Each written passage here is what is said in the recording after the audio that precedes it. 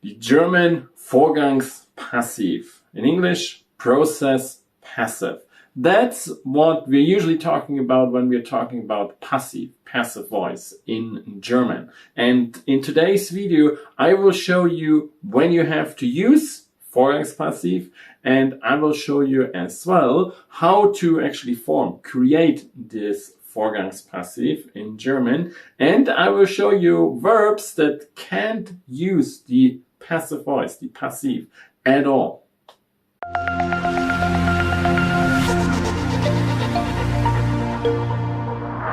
Hi, my name is Jan and I'm your German teacher here on EasyDeutsch, your YouTube channel for German grammar.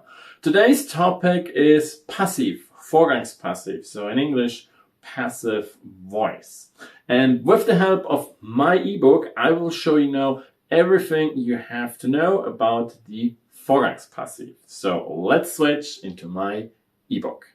So we're here now in my ebook, German Grammar Explained Easily. Today's topic is the German passive voice, passiv in German. So let's jump right there. So first of all, what is the passive voice in general? If you don't know yet what's passive voice in English, I highly recommend you to check this first. But here is a short overview. In the passive voice, we describe that something is done. So it is actually used if the action is more important than who is actually performing the action. So the question is always what is happening. In English, you use this, but it's more like to make it complicated. It's like a little bit frowned upon. It's like not really that you should use this. If you use this a lot in English, they will show you, hey, don't use it that often. That's very different in German. Like, we love the passive voice. We use it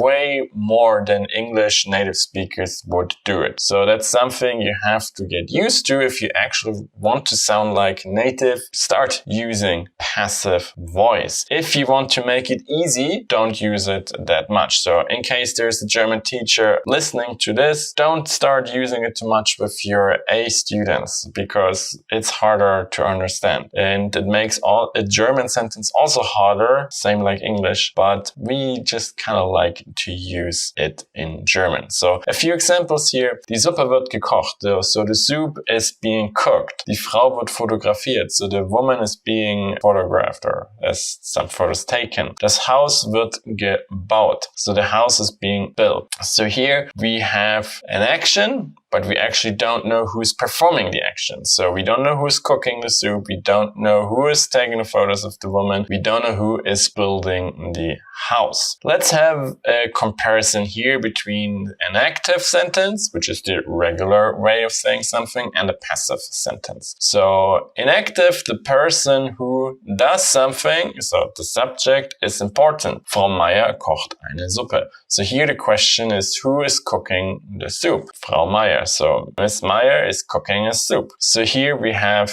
an importance on who is cooking the soup, who is doing something. Also, of course, it's also important what this person is doing, but it's definitely very important who is actually doing something here. Who is cooking the soup? Frau Meier. In the passive voice, the action itself is the most important thing. Who is doing it is either unknown or not important. Die Suppe wird gekocht. So the soup is being cooked. So what is happening here? What is happening in this kitchen? Oh, we are cooking the soup, or in German we would say the soup is being cooked. So die Suppe wird gekocht. And here we have really the action that is the importance. Who is cooking the soup doesn't matter, or we simply don't know who is the cook of this soup. And to make it even a little bit more complicated for you, there are two types of passive voice. But in general, if we're talking about the regular passive voice, we're always talking about the so-called process passive,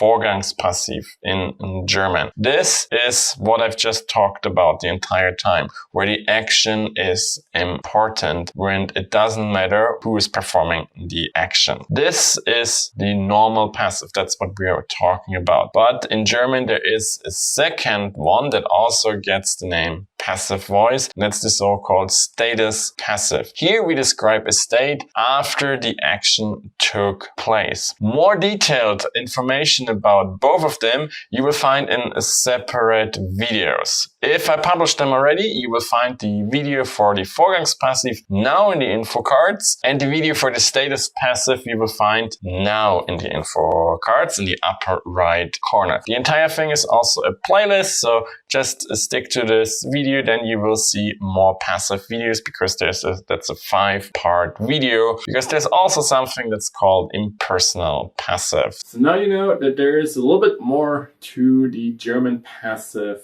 voice.